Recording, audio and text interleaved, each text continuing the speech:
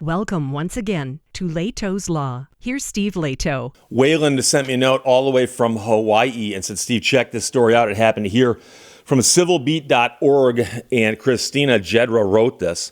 Honolulu worker paid not to work for nearly 5 years. You know, I wish I could get that job. Pay me not to do something. The employee's been paid at least $300,000 because he's on leave. And the prosecuting attorney's office won't say why its investigation has taken so long, but the man hasn't been to work since October of 2020. But the Honolulu prosecutor's office investigator continues to collect a taxpayer-funded paycheck because he's been put on administrative leave, but it was paid. And that was done so they could investigate his mileage reimbursements. So meanwhile, the guy is still on leave 5 years later. Prosecutor's office said, yep, we confirmed that. That's true.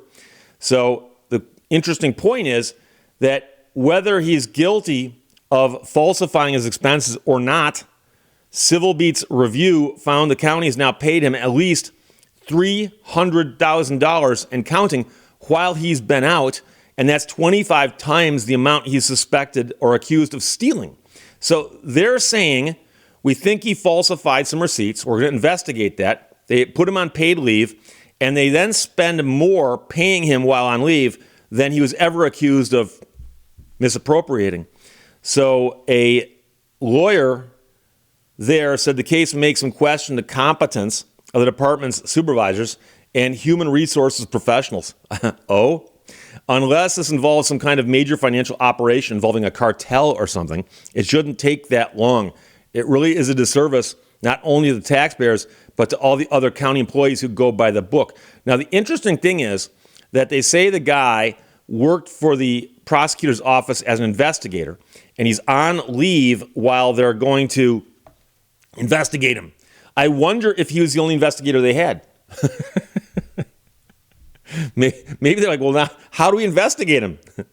So it's also not fair to the employee himself, the attorney says, who has to endure a long-running cloud of suspicion. Civilbeat.org did reach out to the man, did not get a response for a comment, but they first wrote about the story last year in a report about a few hundred employees on extended periods of paid leave during misconduct investigations. Employees in agencies ranging from the Department of Education to the Department of Health, these are state departments, have taken protracted absences from work pending investigations. Union employees are protected from at-will firings, so investigations must validate misconduct before disciplinary action is taken. However, government officials say there's a lack of qualified staff to investigate claims of wrongdoing, especially if they're putting the investigators on paid administrative leave.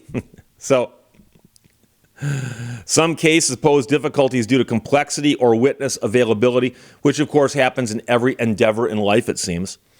I went to the store yesterday, had a problem with complexity. No, just kidding. The Hawaii Government Employees Association, the union that is involved in this, also declined to comment on the story. But this man's case was the most egregious example that Civil Beat found as they reviewed public records, and it is extreme even by national standards. They contacted an attorney based in Maryland who's pushed for shorter periods of paid leave for federal employees, said he's never seen anyone's leave drag on that long.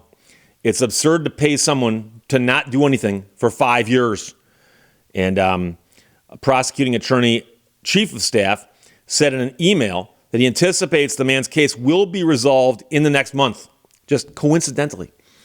Asked what the holdup has been, he declined to comment, noting he is prohibited from discussing a sensitive HR issue. He said, my intention is to respect everyone's privacy and ensure the process is handled appropriately. Meanwhile, the man also may have gotten a raise or two while he's been out. The pay bracket that includes his position increased twice during his leave, and they think he's gotten raises. So every year that goes by is a step closer to eligibility for a lifetime of retirement benefits. Industry standard for both the private and public sector is a few months, according to the attorney that they asked about this, for an investigation of this nature to take place. If you can't reach the conclusion that an offense was committed, you've got to bring them back. If you believe there's something there, your duty is to take some kind of action. So it does seem that 5 years would allow you to figure something out.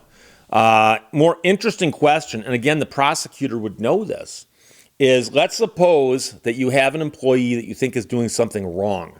Let's say it rises to the level of criminality. So you put them on paid administrative leave and you investigate them. How long do you investigate them before the statute of limitations runs out?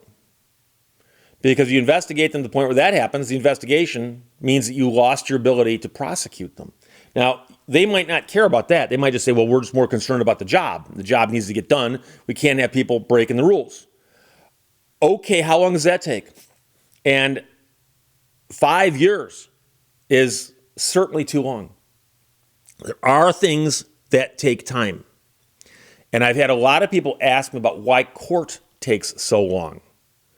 And if you start studying the rules and how everything works to make everything as fair as possible for everyone, it tends to lean towards making things take a little bit longer.